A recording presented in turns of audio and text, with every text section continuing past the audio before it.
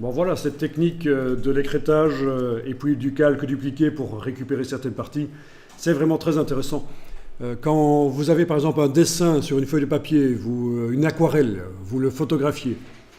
Le papier, il a une couleur, il n'est pas tout à fait blanc pur. Si vous essayez avec des réglages de courbes, etc., de rendre le blanc pur, ça modifie les couleurs de l'aquarelle, c'est pas bon.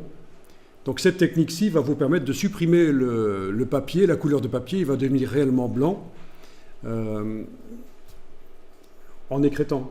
On double-clique sur le calque de la photo de l'aquarelle, on joue sur les curseurs, ça rend blanc le papier, vraiment, ça a plein d'intérêt cette technique.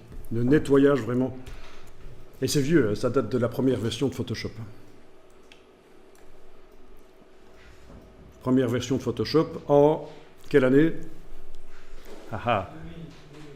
2005. En 2005, très bien. Non, en 89. J'ai cru. 89. Écoutez, j'utilisais déjà Photoshop quand j'avais 22 ans, alors ça remonte à Mathusalem, hein. Ça ressemblait à quoi? Mais en fait, la première version, moi j'ai pas commencé la première version, c'était la deuxième. Mais la première version, elle est en ligne, elle est disponible. Je pense qu'il y a une application web qui la simule et on peut tester pour voir à quoi ça ressemble. Il n'y a pas grand-chose. C'est ce qui frappe quand on la voit la première fois, c'est que c'est vraiment vide. Il n'y a pas grand-chose en fait.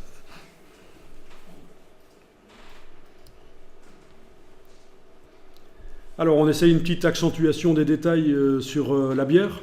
Donc la bière, elle est composée de quoi? De deux calques. Donc je vais activer les deux calques. Clic, majuscule, clic. Et je vais les mettre dans un objet dynamique. Convertir en objet dynamique. Ah ben oui, tout à l'heure, pour la tasse, c'était un seul calque qu'on avait converti en objet dynamique. Oui, hein.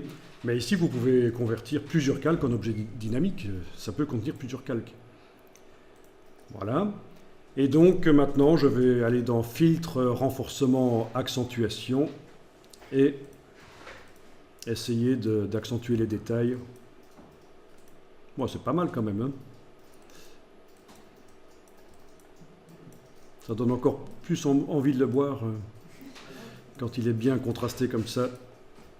Il a l'air plus froid en étant contrasté, je trouve. Ok. Donc filtre dynamique modifiable, bien sûr. On essaye toujours de faire du non destructif dans Photoshop.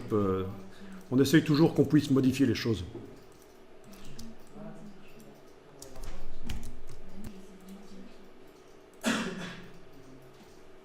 Enregistrer l'image au format Photoshop.